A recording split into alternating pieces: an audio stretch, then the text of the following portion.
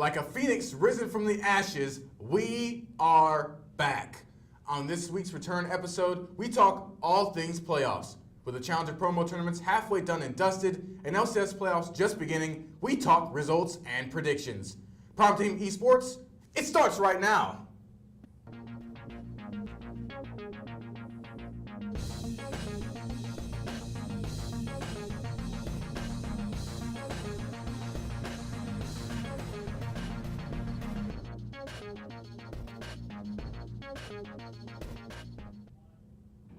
Hear ye, all thine LCS fans.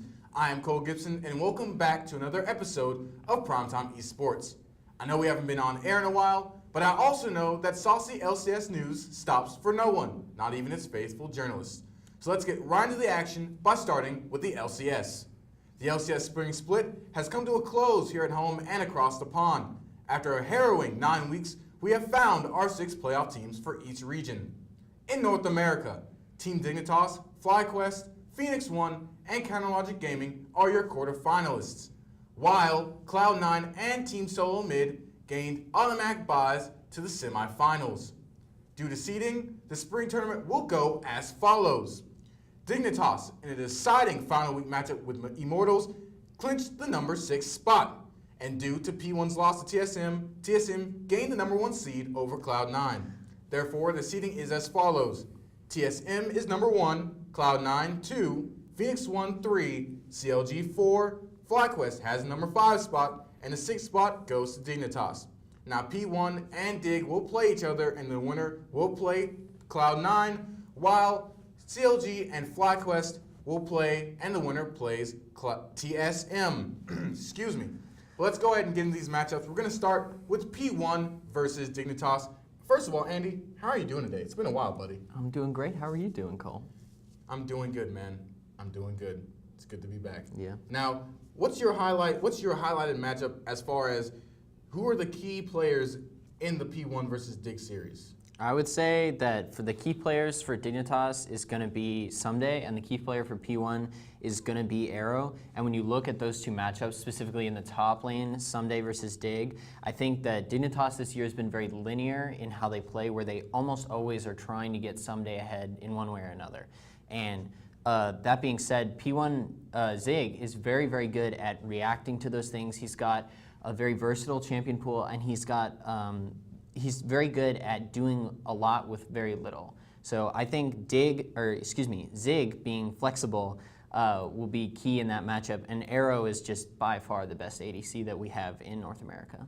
Right, and to your point, Zig is actually the top of the top laner standings as far as least jungle proximity. What that means is he spends the most time in lane without help from Meteos or Inori, and he still always finds a way to come out even or ahead. And again, to your point, that leaves Meteos good time to spend getting Arrow ahead in the bot lane. It's going to be up to Xpecial and Lod to try and mitigate that. And I think that's where it comes down to. Me personally, I think Keen and Ryu, it's going to be pretty even. I think Ryu has a little bit of an edge just because of his experience and mechanical skill. But I think it's going to come down to that bot lane. Can Lod and Xpecial weather the storm? Can Someday come out of lane even ahead against Zig enough to impact these 5v5s in the mid-late game? Yeah, I think ultimately when you look at the bot lane, it's going to come down to can Stunt or Shady ultimately just show up. If they're just there and able to accelerate what Arrow's doing, just play off him as sort of like a wingman, then there is no reason why they should lose that lane. And ultimately, he can take over this series. Now, who do you have winning this series, and what match does the series go to? Do we see a Game 5, or does Phoenix One or Dignitas take it 3-1, 3-0? I would expect if Phoenix One is able to finish Game 1 out cleanly, I think they could finish this series 3-0. If not, I would say this is going to be a 3-1 series. I don't really see it going to 5 games. I don't think, unless P1 really does something weird in draft, there's any reason why they should go the distance with a team like Dignitas. I somewhat agree. I think the only way it goes 3-2 is if Meteos underperforms in the first game, and then they have to switch out Inori, and there might be that transition, and they switch back to Meteos because it's not working. But otherwise, I think we both agree that Phoenix One will take this series. Let's move on to CLG versus FlyQuest. Both teams looking extremely weak this split. FlyQuest looking good toward the early parts of the split, but then dropping off, hitting their peak, some would say. And CLG just, we thought that it'd be the usual, CLG has to get used to the meta thing, it's just going to take some time, but it just never seemed to get there. Andy, what do you think about this matchup? Who are the key players here? Well, I think you brought up a good point. When we look at this, we have to wonder, are we going to see regular season CLG or are we going to see playoff CLG? If CLG is able to show up, Aframu's there shot calling, everyone's on the same page, their TPs are on point, good macro, I think CLG could beat almost anyone. And going back to FlyQuest, I don't really think FlyQuest was ever that good. They really were just able to exploit the lack of coordination and communication issues teams had early on. And then as time went on, they tried all those weird picks. And I don't think that they'll do anything too crazy, no Shaco. But if they try an experiment with like Jarvan versus Zed or anything like that, I think they're going to dig themselves a big hole and really give CLG an advantage. The highlighted matchup I have is Stixxay versus Altec. Stixxay being right underneath Arrow in a lot of stats, if not third or fourth. And Altec being hanging towards the bottom of the pack with the likes of Lod and CSD at 10, kill participation, damage per minute, things like that. So I really think that if CLG's bot lane is on point, they'll be able to bust this series open as well. So if my understanding is you're saying basically it's going to be on Stixxay to sort of carry CLG, which we've seen in the past. Me personally, I think it's going to come down to coaching. I think that both teams have been underperforming except for, as you said, Stixxay being up there in the top of the stat charts for AD carry. But I think that FlyQuest might take a game by doing something off meta, but then they might try and do it too many times, or CLG will just exploit balls in the top lane. He has become very exploitable as the season has gone on, and I think Ziggs will just outcoach FlyQuest, and they'll take it, I'll say 3-1. What do you think? I think this could go 3-2. It really depends. CLG kind of has a habit of getting aced before 15 minutes, which is just like unheard of from any other team. And so I'm going to go ahead and say they'll do that at least once or twice and dig themselves a big enough hole to where Think Hard and FlyQuest are able to build a big enough advantage. So I think 3-2 CLG. Okay, well, you heard it from here. You heard it here from us. We have a 3-1 coming for P1 versus Dignitas and a 3-2 CLG versus FlyQuest. But overall, we both think that FlyQuest and P1 should move on to the next round. Now, over in Europe, things weren't as touch and go. As for the entire split, we had an idea of who was and was not going to playoffs. So here are your teams. Occupying the 3rd through 6th seeds are H2K, Misfits, Splice, and then Fnatic sliding into the playoffs much like you slide into the DMs. Holding the 1 and 2 seeds and coasting the semifinals is Unicorns of Love and also Europe's villains and some darlings, G2 eSports. Now Europe's seeding is a bit complex, so we'll let the image do most of the explaining, but all I have to say is that Misfits will play Splice and the winner of that will play G2, while H2K will play Fnatic and the winner of that plays UOL. Let's look at Misfits versus Splice first. Andy, I think this is really going to come down to the jungle. Yeah, I have to agree. Trashy versus Cacao is going to be the matchup to look at. I think that both teams have weaknesses and strengths in other lanes.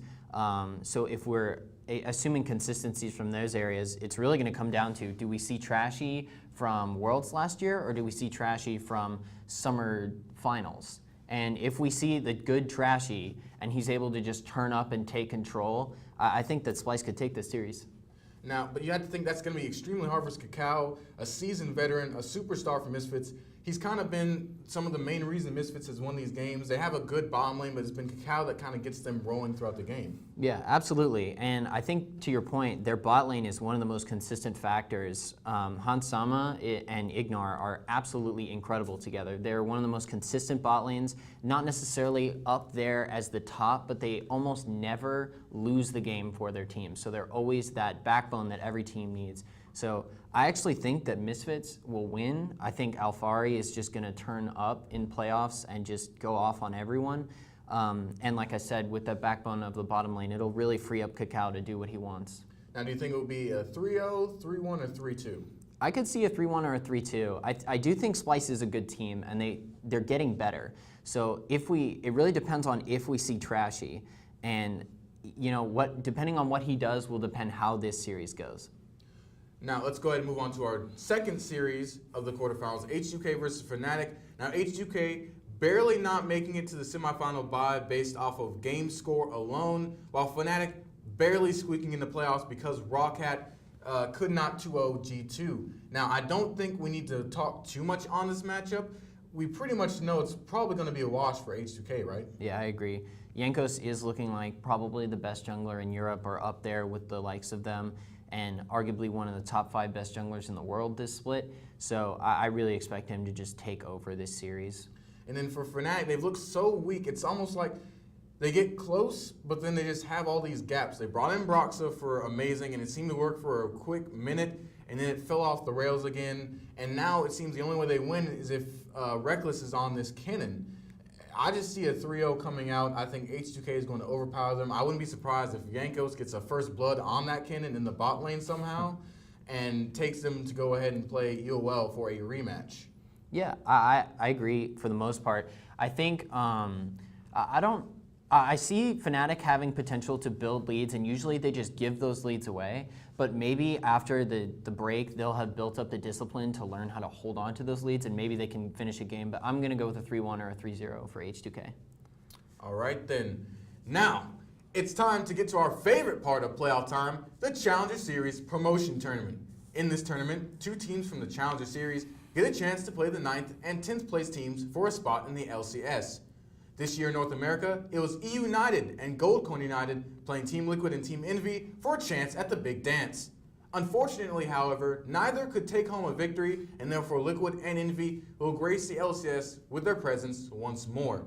Now, Andy, we're going to get not so much into the results and sort of recap, but more about the implications this has for the LCS. Do you think it's a good thing or a bad thing that we don't see any new teams coming in? Well, you and I talked about this a little bit before we went on air.